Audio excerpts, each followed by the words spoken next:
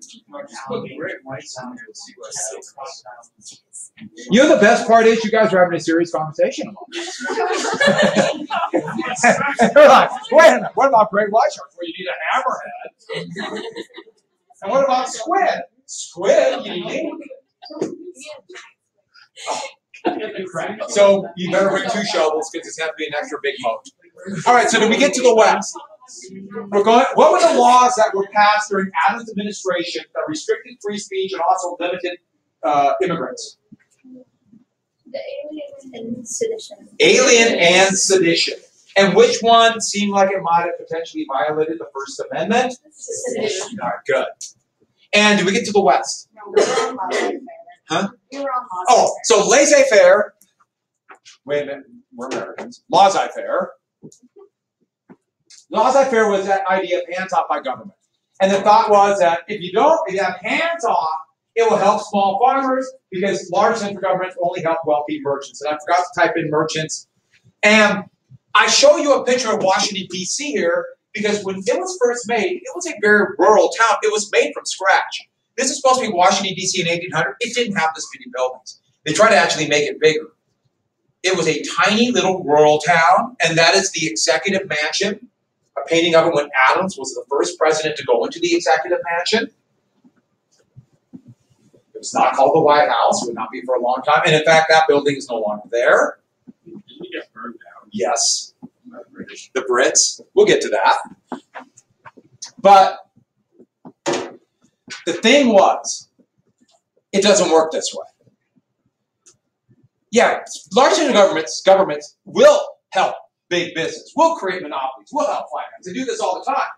But if nobody steps in and regulates the market, whatever the marketplace might be, the big will always win. It's called economies of scale.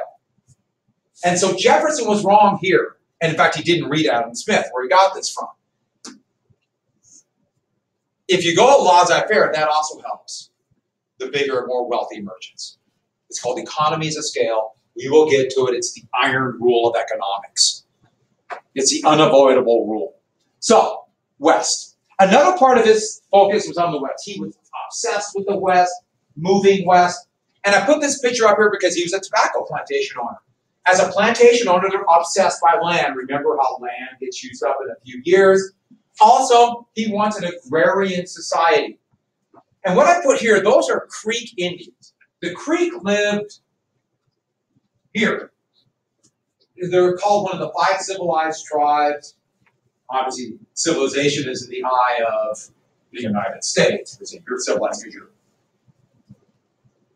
we think you're more like us, which is a very ethnocentric term, but they live right here. And what about here? Jefferson wants to open this land up for small farmers. What about the Creek? What about the Choctaw, the Seminole, the Cherokee, the Sauk, the Fox? What about all those tribes right there? What do you do with them?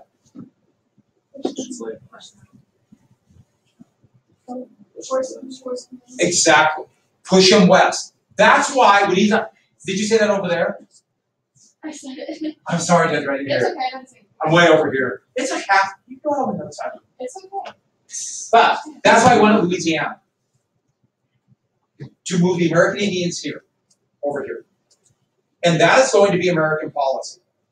To move the American Indians from here to here to open up this land for small farmers. And that will come to fruition in both the North and South, the 1830s, 1840s. But that's the policy of the United States. And you get a little bit of people here that will say we shouldn't force the American Indians to move. But the big reason is because they don't want to open up this land to the poor who live here because they want to make them factory workers in these factories. So it's pretty cynical reasons why. Next.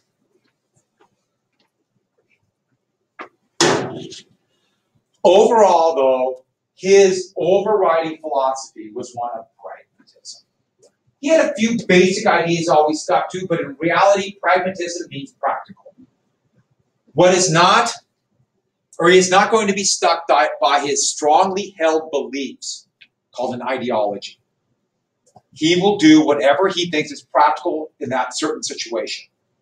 And so, He's not going to worry about something he said or wrote 10 years ago. He's going to do what's right here. So pragmatic, usually they're very thoughtful people. Now, thoughtful doesn't mean you're smart. And thoughtful doesn't mean you're correct. But it does mean that you think about it, you're more careful.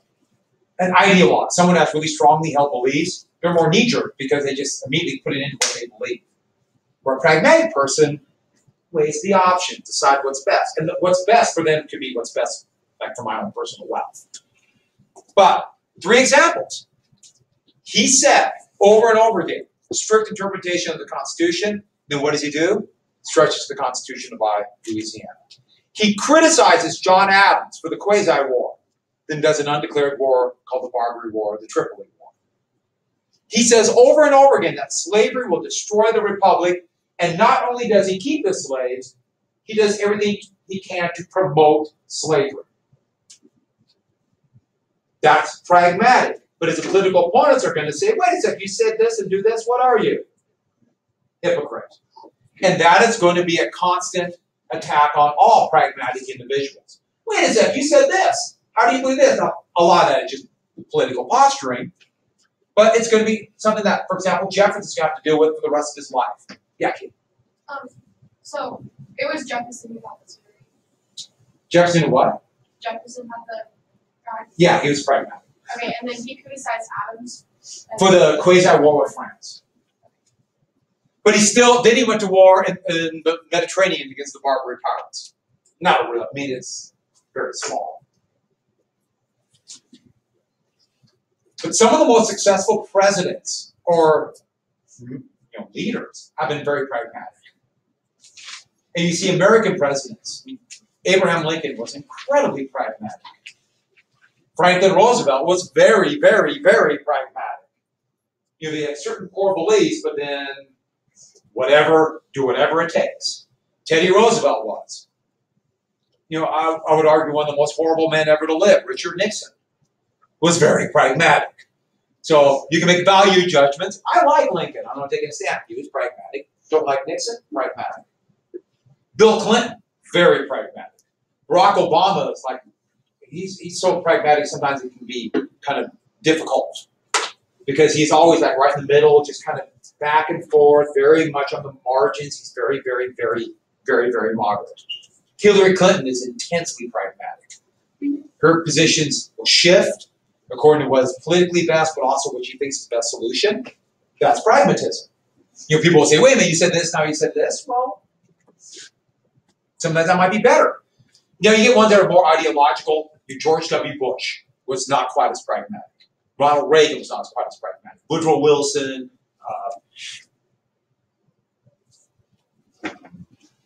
The name's gone. Oh, like John Adams was not pragmatic. And so those are examples of ones. I don't know what Trump is.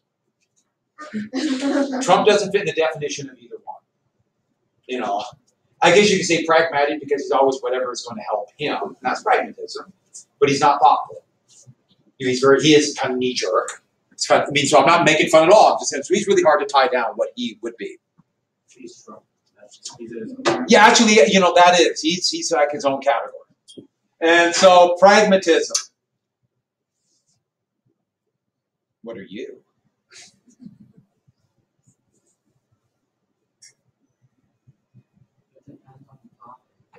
Oh, depends on the topic.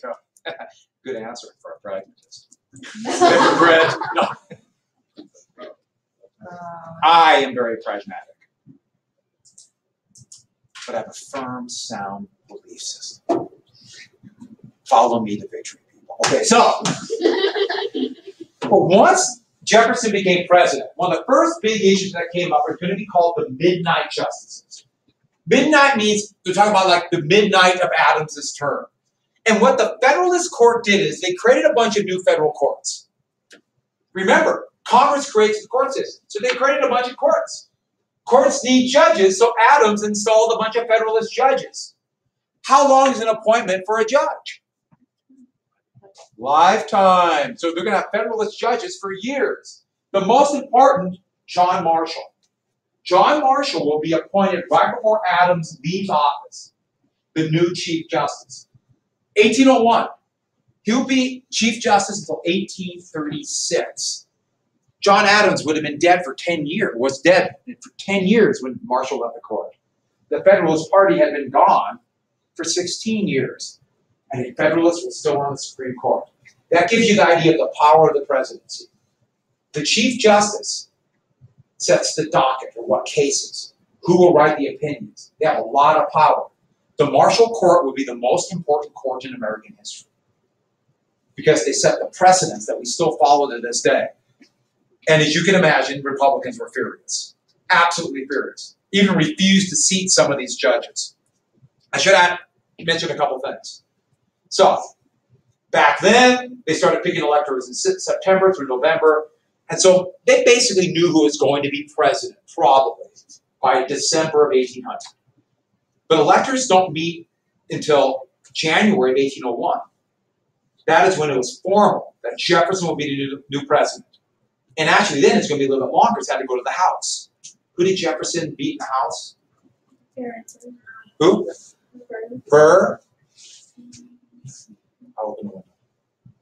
And, get it? And, yeah, that's why puns are the lowest form of humor. You with me on that? I'm going to have to. So, and, oh, who made sure Burr lost? We did everything he could. So, it's not till March 3rd that the president was inaugurated. And so you have all this time where Adams knows he's not going to be president anymore. By the way, we call that person a lame duck. A lame duck is a candidate or an office holder who's not going to go back, or whose term is about over.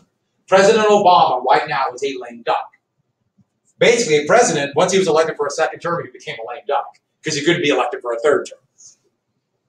And you can kind of tell, like in the last 6 months, he is like basically, I don't care as much anymore. He's always very cautious. He's not as cautious anymore. It's actually kind of funny. He's much more open. Before, he was always very careful. All presidents are kind of like this.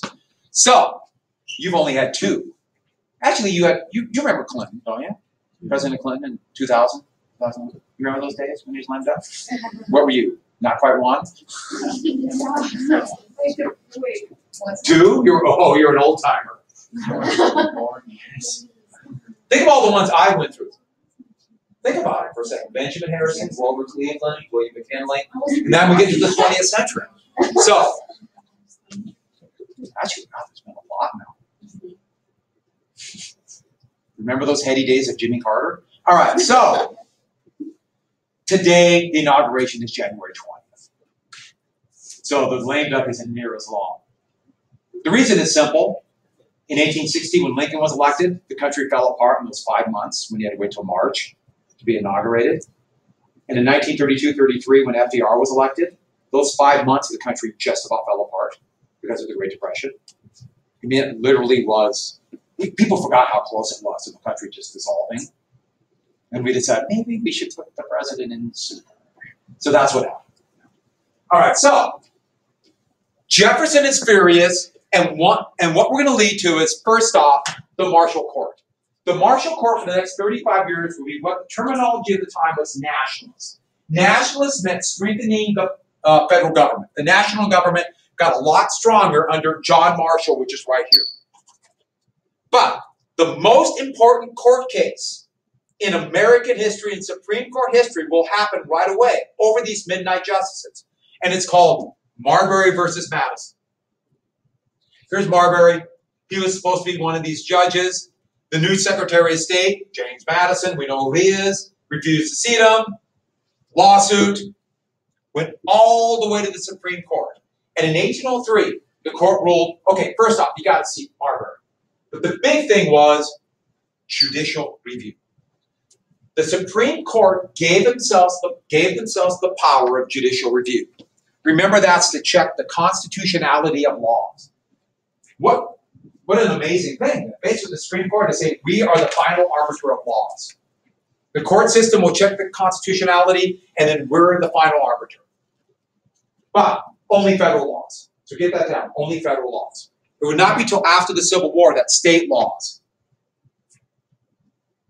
Only federal. So Marbury versus Madison said the Supreme Court has as immense power as long as a court case comes in. Remember those Virginia and Kentucky resolutions that they said that states could nullify unconstitutional laws? That was one effort back 5 years before that. This case would say the court did it, but still, it was up in the air until after the Civil War. When today now, we all accept this. But it's going to be a long time, and state laws will not apply. This will have a big deal with, as we got for Indian removal that, as you mentioned before, and I forgot this, I didn't hear you. Oh. Sorry. I feel bad, I'm over it. Are you over it? Okay. I'm good.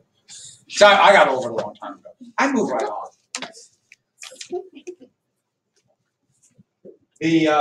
During Indian removal, this would be a major issue that historians looking back at people will say, the federal government should have done these things. Well, no, because it only applied to states back then. That's why there's all these gray areas that we just forget because we look at it like it is today. It's going to evolve. Yeah. So what was Marbury versus Madison? Marbury was one of those midnight judges. Okay. The federal court the judgeship was created. And back then, the Secretary of State was the one who would basically seat you, allow you to take your seat. And Jefferson's new Secretary of State, Madison, didn't see it. Violating federal law. Thus, we get to that. Okay. And Jefferson would be furious at the Marshall Court. He would try to get Marshall impeached, but that's almost impossible to get someone impeached. And then Jefferson would start talking about we need elected judges. And so this really did shake up the court system. Big case. And we'll come back to the Marshall Court. There's about 5 cases we have to know.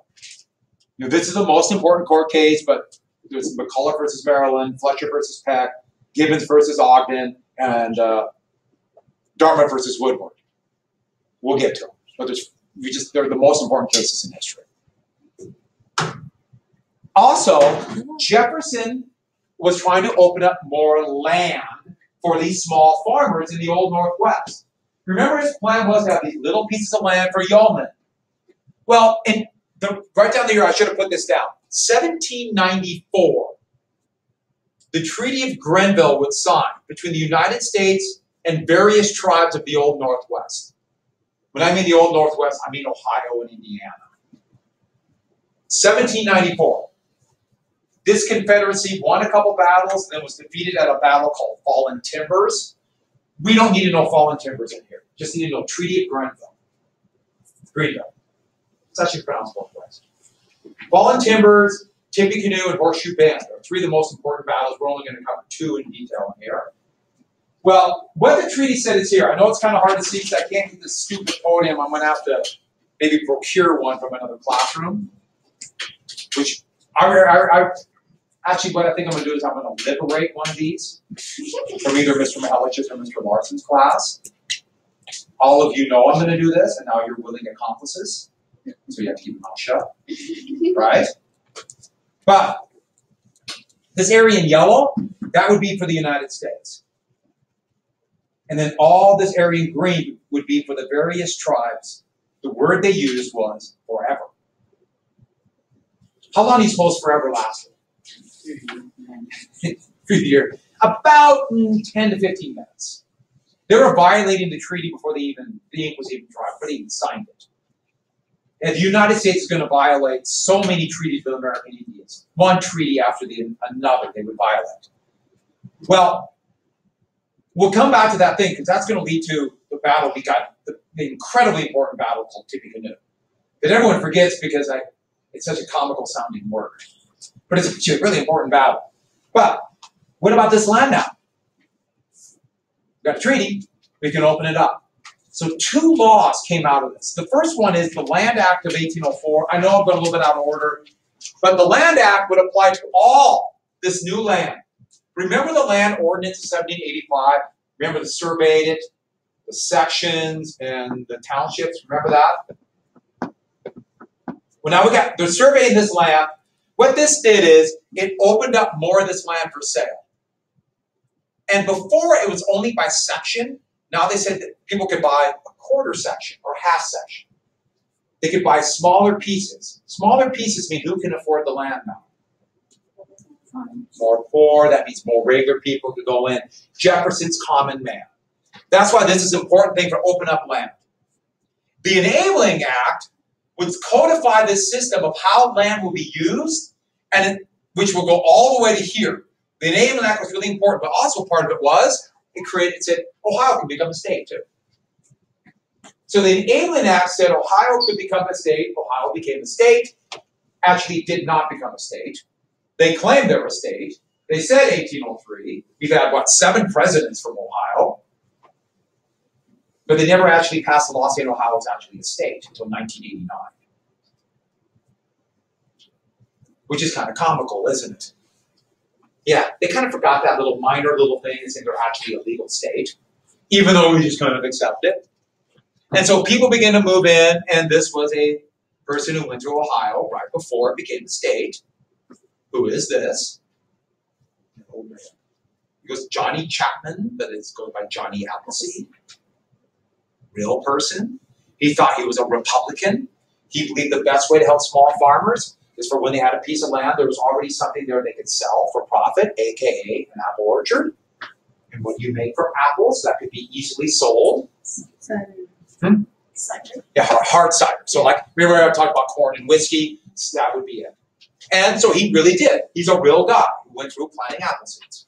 So I actually apple trees. You can't really grow a seed. Yeah. So do they it seems everything that they grow gets turned into alcohol. So is that why they banned it later? Actually, yeah, it's going to have this kind of thing with the Industrial Revolution.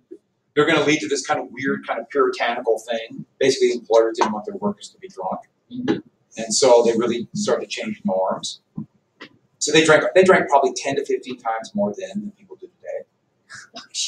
Because everything they're growing is getting turned into it. Good point. We had rum, and then, and the other thing though is just think about value added. You have to ship a lot of apples to make money, but you turn to cider, you don't ship as much. And since people drink a lot more alcohol, it's more demand. But yeah, people drink a lot more back then. Yeah, even more than Montanans do today. There's an issue here in this state. Go to Butte. Go to Butte. Don't go to Butte, actually. Butte is awesome. It's my favorite ghost town. All right. What? Butte used to have 120,000 people. What's it got now? About 25? Yeah. All right. I think Butte's cool. And it's really fun then to run through and just yell and mock them and make fun of them. You want to see a lot of Write that down. All right. The Barbary Prize, we mentioned before, the United States would go to war in the Mediterranean. Now, we had virtually no Navy, and he cut back on the Navy. We had no army. Every ship, though, in combat back then, would be close quarters, and they would always have infantry on board ships to board an enemy ship and take it. What do we call this naval infantry? They were created in 1775. Huh? Marines. Yeah, that's what the Marines, they're naval infantry. They're part of the Navy. And if you want to have a lot of fun, go up to a group of Marines and say, hey, I heard you're part of the Navy. They really like it. You'll have a good laugh. You'll make some chums. Yeah. And then when you recover from your injuries, you can come back. Oh, you know about that? When people get so mad. I mean, that's a sure way if you want to just, I want to go get the Tarby out of me. It's really interesting how much they hate that.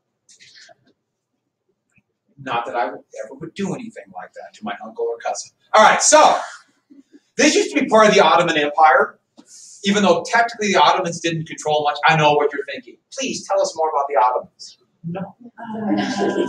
No, you just got to learn on your own. It is my favorite empire too. Well, these little kind of sheikdoms and little principalities, they were also pirate havens. And that's how they would supplement their income. Well, let's be clear about something. There has been pirating in the Mediterranean for as long as there's been a Mediterranean Sea and people coinciding together. There have been pirates there. And they still do it now. What do you think those people are that are taking those terrified people fleeing the hell of Syria and Iraq? Assassinated. Wait a minute, you're coming in to bribe people? No, it's money from this month. Oh, thank you. Hey, let me show you something funny about that. It's really funny. Okay, so the thing is, did you ever get a good laugh?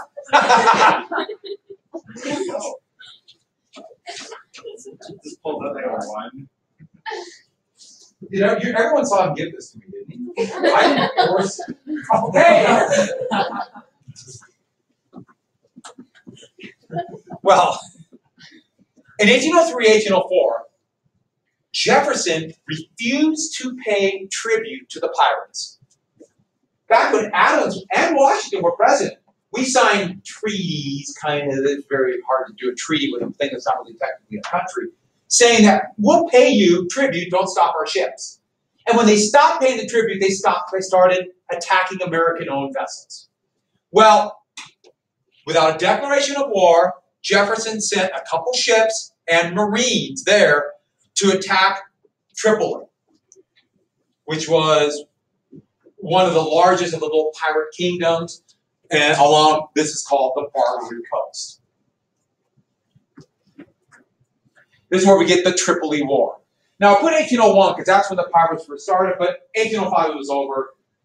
And yes, Marines would storm the fortification at Tripoli, and there would be some fighting, but in reality, this was not a full-scale war, and within a couple years, the United States is paying tribute again. So this was not successful by any measure, and the U.S. was not strong enough really to do it anyways. It was a really foolish move, but it showed Jefferson's pragmatism. Okay, tomorrow there'll be a few more things right after the quiz. I'm not kidding, it'll be like 8 questions. It's really going to be basic. We directly from the bookmark. Will it be verbal or like multiple choice? It might be matching. Okay. I just want basic for the quiz, so this is not. You get a hard enough quiz on Tuesday, so I don't want to give you each one. Yeah, it's nothing at all. And just make sure I don't read this. I can actually know as I said. I think I think it's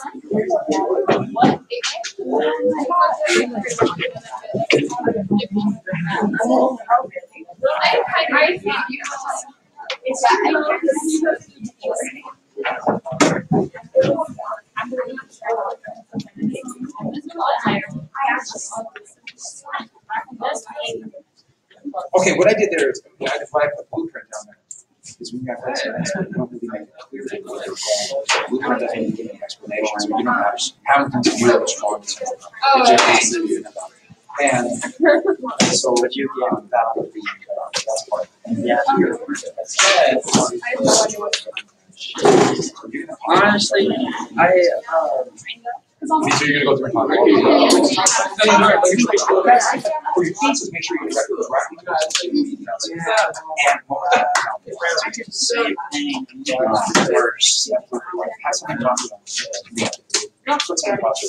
they had a view of you just have to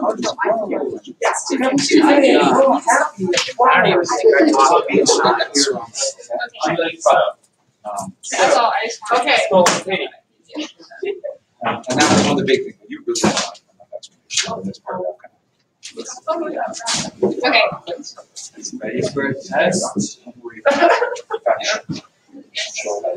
Actually, it's not doing that. Truly is required. Yeah, you don't find that. Yeah, right. right.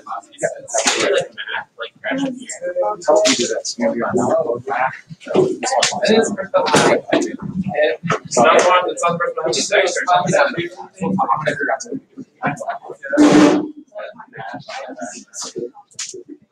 bye bye. Bro, you're fine. You're fine. You're good. You're good.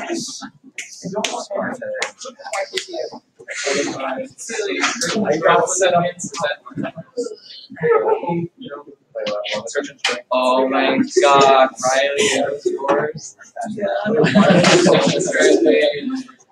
See, there's McCarthy over there. Is this one? Have you noticed? What? Yeah, he watched me. He watched me hang them all up. Where's Rose? Hey, who's with me? Let's take a test. By the way, very nice drawings. I love them all.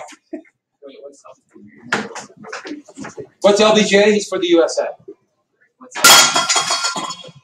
Jesus. It's like a broken glass. That's what I thought it was.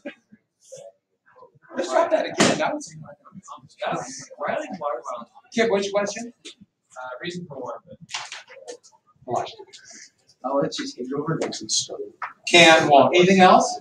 Nixon's what? Struggle over place agreement. Okay, remember what Nixon did is right before the election, the actual election date, LBJ announced that there was now Paris peace talks and they have a plan on the table. And Nixon knew that would help Humphrey because the election's razor thin anyways by then. And so what Nixon did is he went through various channels. He went to President Tu of South Vietnam and said, bail out of the peace agreement, scuttle it. Okay. And I promise to help you from now on. I'll make sure South Vietnam survives. So that's what we do. Tu pulled out, and so the peace agreement looked like, oh, no peace, and it was just enough to get President elected. Yeah. Dien Bien Phu, you'll notice that the French were trying to cut off the supply line for the Viet Minh. Okay. And the U.S. even talked about entering the war, helping out that. But once Dien Bien Phu, once the French were besieged, once it ended and the French surrendered, the French pulled out, and that would lead to the Geneva Accords. Yes? Just French Vietnam. Hmm? French Vietnam. What about French Vietnam? You just said that. Like, what are we supposed to know about that? Did I say French Vietnam? No, I wrote that down. Nathan, what did I say? I said the French in Vietnam. Everyone knows that. Wait, so what was French the and Vietnam. hamlets again? Strategic hamlets, that's what we're going to build tomorrow. So bring shovels. We're going to build a trench. Huh? And Shakespeare. And so we need salt. Alas, for York. I'm trying to remember Hamlet. That's been a long time. And that's where the United States imported people from the jungle, put them in like these little fortified cities with the idea being anybody outside would be a Viet Cong. But they turned into basically concentration camps. They were a disastrous failure. You think about ripping people out of their ancestral homes and throwing them into a barbed wire encampment. Sounds like a concentration camp to me. Any other questions? Begin. And for the Paris Peace Accords, we just talked about how Nixon's struggle. No, I have two things. Paris Peace Accords, once Nixon scuttled, and the other one is the result in '73. What the actual peace agreement in '73? Yes. Are we going to need pen or pencil? Yes. Anything else? We do need pen? No, pencil's fine. I do pen and AP just because you got to do the AP exam in pen. Yes. Yes. Did you say we need to know 2 pro-war songs? Yeah, you need to know 2. Oh! Oh! I forgot to write it in. Let's do this. It says write down 2 anti-war songs. Add 1 pro-war song. Okay, I don't know what other pro-war songs are. Okay, sound good? All right. There is going to be a little short ID, short answers. What you got to do is, for those of you who don't know, and Robert just said, those of you who don't know, make sure that you explain what it is, and basically this is why it's important. So give me information as much as what it is and then why it's important for this context. So about 3 sentences. You can write on this test, but you will need paper for the short IDs. There is a map. If there's anything you do not understand, remember, I did it for you. You.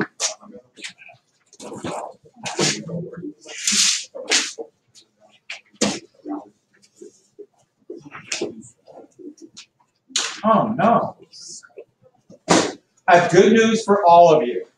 That's not big, okay. That's 40, 55 questions. I know. No, it's not. Maybe like 10, 30, less than 40, 55. What about 1,000 questions? 1,000 questions. Use all caps. Wait a minute, all you have is graph paper? What do you do, cart? Paper?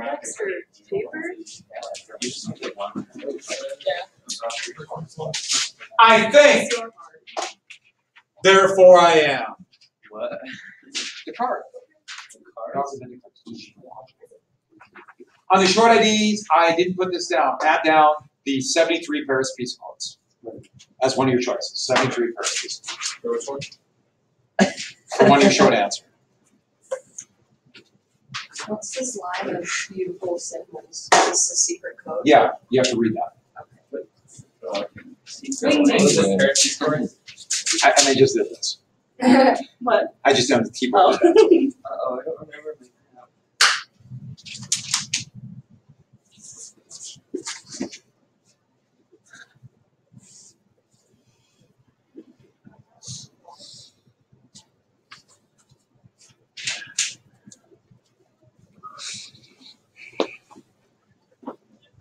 I forgot to tell you that you have to put down 3 of McNamara's lessons. Do we actually? But it would be fair if you did cross that out. You don't have to do that. It's right above the things for the map. I sat down and looked at, I forgot to tell you, didn't I? Who thinks I should do it anyways? Oh, please don't. No one reads your. I only remember like 2 of them. I was going to say, I just totally forgot. Because I remember you telling us about it, like when you first gave us the assignment or whatever. Oh well. Time. Well, A plus.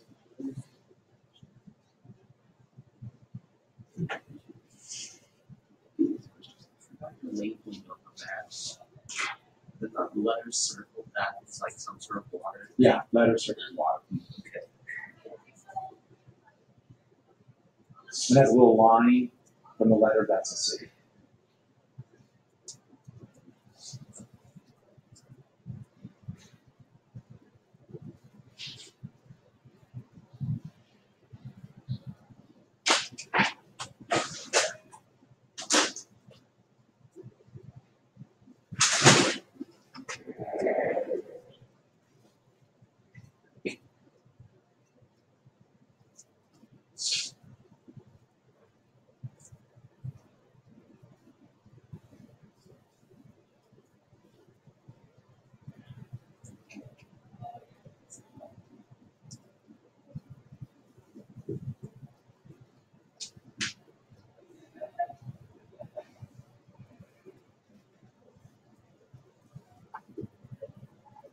Oh my goodness.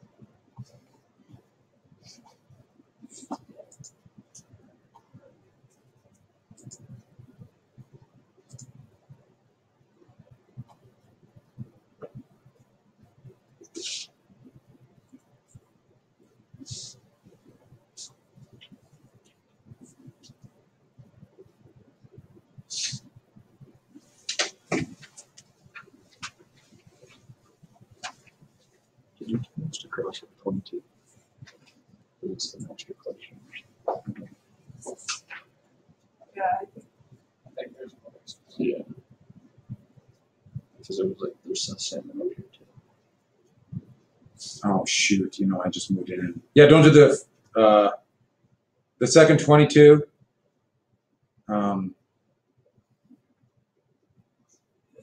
Yeah, just leave it blank. All right. Cross out 22. Yeah, I cross off 22. Thank you.